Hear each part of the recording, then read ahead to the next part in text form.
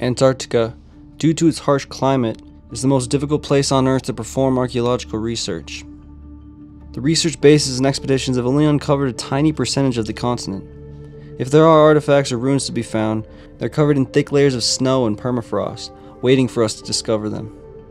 The closest people to Antarctica in the ancient world would have been the natives living in Australia and New Zealand, and the islands around the Pacific like the Cook Islands and the Tonga Islands. When we look at the oral histories in these areas, we find stories of ocean travelers making it to cold waters, where they saw huge land masses and mountains covered in snow and icebergs in the water. But could it really be possible for a civilization who didn't even possess the use of metallurgy to successfully make a 4,000-mile journey across open water to reach a continent with little to no resources? This oral history of the Maori journey to Antarctica was recorded in 1904 by New Zealand ethnologist and surveyor Stevenson Percy Smith in his book Hawaii, the original home of the Maori. He writes, "Of the other islands of the Pacific which were first settled at this time, we have so little information as to their histories that nothing can be stated with certainty, and that the Marquesas received accessions to the population, if they were not for the first time then occupied, which I think is probable. We have seen from a former page that at 40 generations ago, or in 850, the Tahitian groups had people living on them, and most likely were colonized at about this period. All of the voyages indicated above, and others to be referred to on later, may cause surprise at their extent, but they were made in the tropical regions of the world, with numerous islands on the way, at which the voyagers could rest and replenish their stores. But I now come to one made by this daring navigator, Te Rangora, in his celebrated canoe, which outshines all others, and shows him to have been a man worthy of taking his place amongst many of our own fearless navigators of ages long subsequent to the 7th century. In the history of Te Aru Tonga Nuku, who in this time was also a great voyager, we find the following. The desire of Te Aru Tonga Nuku and all his people on the completion of the canoe was to behold all the wonderful things seen by those of the vessel in former times. These were those wonderful things, the rocks that grow out of the sea, in the space, beyond Rapa. In this context, the word space is defined the same way we would define it today. The monstrous seas, the female that dwells in those mountainous waves, whose tresses wave about in the waters and on the surface of the sea, and the frozen sea of Pia, with the deceitful animal of that sea who dives to great depths, a foggy, misty, and dark place not seen by the sun. Other things are like rocks, whose summits pierce the skies. They are completely bare, and without any vegetation on them. The above is as literal a translation as I can make, and the meaning is quite clear, that the bare rocks that grow out of the frozen sea are the icebergs of the Antarctic. The tresses that float on the monstrous waves are the long leaves of the bull kelp, over 50 feet long, quite a new feature to the people who dwelt in the tropics, where there is nothing of the kind. The deceitful animal that dives so deep is the walrus, or sea lion, or sea elephant.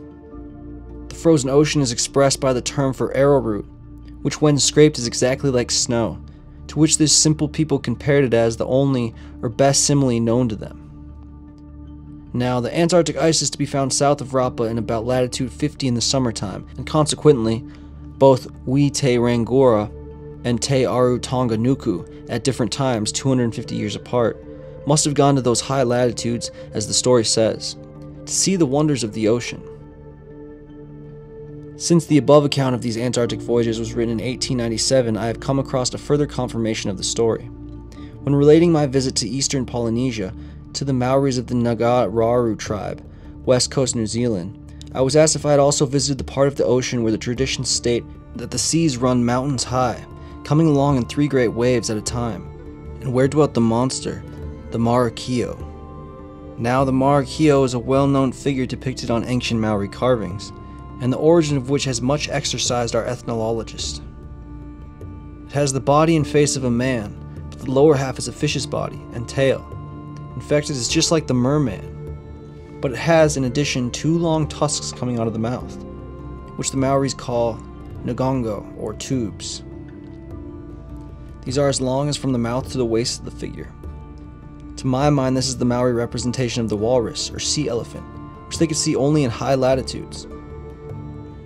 old man who questioned me on the subject clearly had it in his mind that the Maroochydore dwelt in that mysterious part of the world from whence their ancestors came to New Zealand. It would seem that this confirms the Raro-Tongan story. The Tongans have also some tradition of the ice-covered ocean, which they call Tai Fatu, which means the thick, fat-like, or congealed ocean, and to which some of their ancestors had been in long ages ago.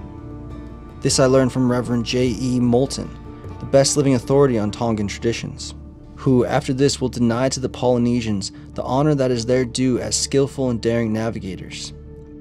Here we find them boldly pushing out into the great unknown ocean in their frail canoes, actuated by the same love of adventure and discovery that characterizes our own race. Long before our ancestors had learned to adventure out of sight of land, these bold sailors had explored the Antarctic seas and traversed the Pacific Ocean from end to end. Considering the means at their command, their lightly built canoes, the difficulty of provisioning the crew, the absence of any instruments to guide them, I feel justified in claiming for these bold navigators as high a place in the honor roll as many of our own distinguished Arctic and Antarctic explorers. Many people have doubted the ability of the Polynesians to make the lengthy voyages implied in finding the race in places so widely separated as Hawaii, Easter Island, New Zealand, and the Northwest Pacific south of the line. But we cannot doubt the very definite statements made in their own traditions.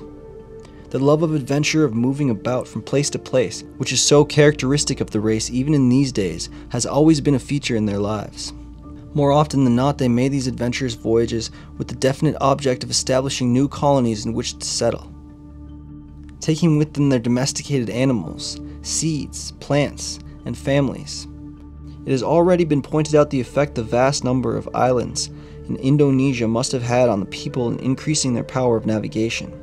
In passing onward by the New Guinea, the Solomons to the Fiji group, the idea must have forced itself into the minds of the people that the whole eastern world was covered with islands, and that they had only to move onward into the unknown to find more lands on which to settle. Actuated by this ruling idea, they undertook long voyages in the assured belief of finding land. This story, relayed to us in 1904, is held as truth by locals in New Zealand and the Cook Islands, but modern historians dismiss it as fiction. Could this journey even have been possible? It would have taken several months to reach the mainland Antarctica, and there would be few resources for them when they got there. The weather would be harsh, and the seas dangerous and unfamiliar. But the Maori were expert seafarers. Their knowledge of navigation was 1,000 years ahead of its time. They would use the stars as markers. The Maori star compass divided the 360 degrees around the canoe in the open ocean into different houses. The location of these houses depended on where the sun, moon, and stars set and rise. The navigator would attempt to keep the canoe on a course relative to these observations. They knew how the patterns of the sun and moon changed with the seasons, and would closely observe patterns in tides, waves, and sea creatures to determine where land was. They had successfully found tiny landmasses like Easter Island, Hawaii, and the Samoan Islands, and other remote lands in the middle of the vast Pacific using these techniques. They had an understanding of the planet that reached beyond navigation. They knew exactly how the Earth moved and worked in relation to the stars. So if they did embark on a journey to find Antarctica, they would have known exactly where they were going and what they were going to find. This was no sail off into the unknown type of situation, and it's very possible that even earlier explorers could have made this journey to go off of. When traveling from islands in the Asian Pacific over to the Americas in Hawaii, Easter Island, etc., they would have had to spend upwards of 60 days on board a ship with very few islands to stop and refuel at. They did this by making sure they had enough preserved foods like starchy flour, and they would pair that with fish from the water beneath them. Their drinking water sources came from a variety of methods. They would bring fruits high in water content like coconuts, stop at islands they knew had fresh water, or they would create a seep well on an island. But on extremely long journeys that they frequently had to make to reach these faraway landmasses, they had another advanced technique to collect water. They created a makeshift still to collect moisture from the air and turn it into fresh water. They would cover a container or depression in the canoe with a tarp or leaves and place a weighted object in the center to create a slope. The condensation would then gather in a low point and could be collected as fresh water to sustain them. These boats they were sailing in were also not the tiny canoes we usually associate with the Polynesians. At one time in their history, they had massive ships that reached dimensions of 50 to 100 feet. They were double-hulled with a huge sail and a raft-like platform, able to accommodate many sailors. These large vessels fell out of use, and the technology to build them was eventually lost, so they could have incorporated other advanced techniques of travel that we still just don't know about. But what about artifacts? Surely if they reached Antarctica, they would have touched down on land to search for resources, hunt, and survey the land.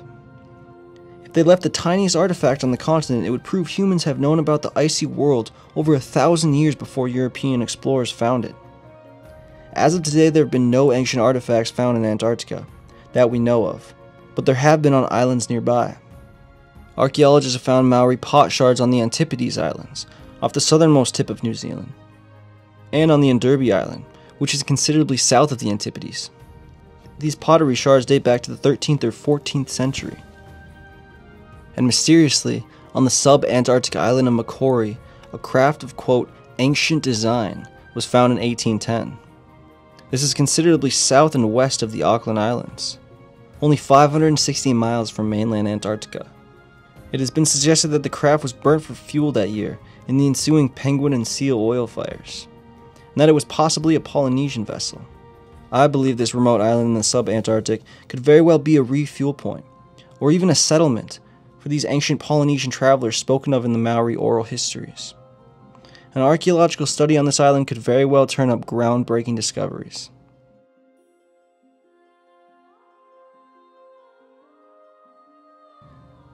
That's all I have for you on this topic for now. Hit the like button if you enjoyed it, and please leave a comment with your thoughts.